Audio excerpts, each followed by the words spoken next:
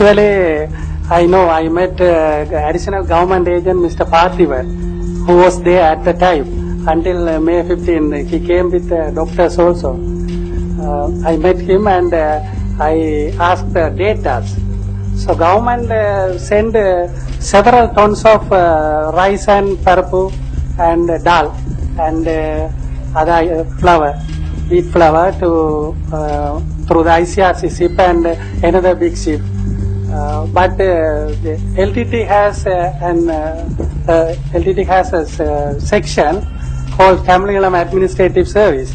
So that section has taken over major portion of the food. 8 times the government sent the medicine to that areas, but few items were shortage, but reasonably we received the medicine and we treated up to the end to the publics, civilians as well as admitted cadres. Then for medical drugs and medical items, we was request to health secretary over the phone and by the written letter. They sent 8 times the medical item and other drugs by the ICRC.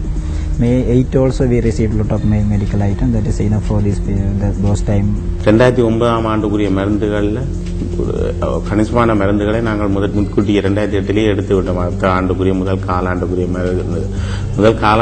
மருந்தில் கூடிய மருந்துகளை எங்களுக்கு தந்திருந்தார்கள். Disaster வருமென்றது என்னுடைய வைத்தியசாலையில் நாங்கள் எந்த ஒரு மருந்தையோ எந்த ஒரு பொருட்களையோ விடாமல் இறுதி வரை ராணுவ வீரர்கள் எமது வைத்தியசாலைக்கு வந்து காயமடைந்தவர்களையும் நோயாளிகளையும் கர்ப்பிணி தாய்மார்களை எல்லாரையும் மீட்கும் வரைக்கும் எமது வைத்தியசாலையிலே ஜெனரேட்டர் போட்டபடிதான் இருந்தது. ஃப்ரிட்ஜுகளும் இருந்தது. அது டெண்டுகளும் பாடசாலை கட்டடங்களும் கூட நாங்கள் அதை சேகரித்து வைத்தோம். It must be noted that although the LTTE claimed to be running a de facto state, it was the government of Sri Lanka, through the good offices of the ICRC and the World Food Programme, that fed and sent medical supplies to the terrorist-held areas. A consultative committee on humanitarian assistance was set up in September 2006 to provide assistance to the conflict-affected population on lines suggested by the co-chairs of the peace process, Japan, USA, Norway and the European Union. Chaired by the Minister of Disaster Management and Human Rights, this committee included representatives of all relevant line ministries, the Commissioner General of Essential Services, Divisional Secretaries of the Northern Province, the US Ambassador, Robert Blake, representatives of the EU Presidency, Ambassador of Japan, UN Resident Coordinator, all heads of UN agencies and the heads of ICRC and ECHO. The CCHA was fully aware of the ground situation and provided relevant guidelines for the provision of immediate, medium-term and long-term relief, right up to the war end and thereafter. Channel 4 seems to have been blind to all of this. Instead, Channel 4 talks about Isipriya, supposedly a television journalist. However, Channel 4, perhaps realizing that the world had no sympathy for suicide bombers, edited out their own story regarding Isipriya. This is what Channel 4 did not show you this time around. Isipriya, a fully signed-up member of the Liberation Tigers of Tamil Eelam, designated a proscribed terrorist organization. Her lyrics glorify suicide bombing, which the LTTE pioneered. Here's the truth. Isipriya was a high-profile member of the LTTE, tasked to handle the motivation of suicide terrorists. This is Isipriya's presentable face. This is Isipriya's true face. Isipriya mobilized innocent Tamils for a purpose. This is the purpose.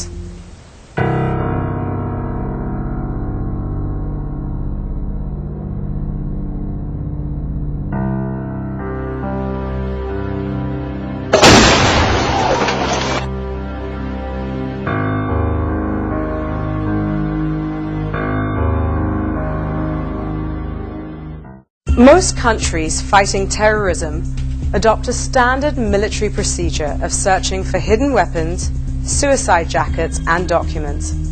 Suspects are searched. Even the dead are searched and uniforms checked. In fact, it was after the disrobing of a dead bin Laden that US forces found information attached to his garments. In fact, no armed forces taking on terrorists today in any part of the world would do otherwise. Footage shown by Channel 4 only shows that high-profile LTTE operatives had died during the last battle. Another dead body, that of Ramesh. No mention of who this person was. For the record, T. Thuray Rajasingham, alias Ramesh, alias Romeo Sierra, was a senior LTTE military leader and the overall military commander in the Eastern Province. Here's a thumbnail version of his considerable curriculum vitae.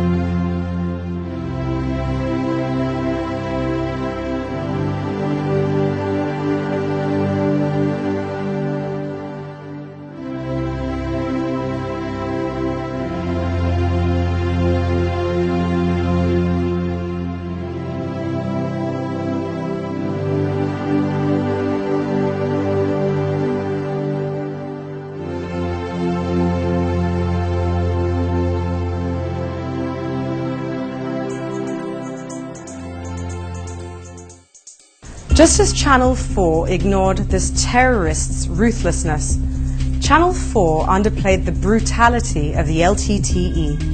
There's no mention of the LTTE shooting those who tried to escape.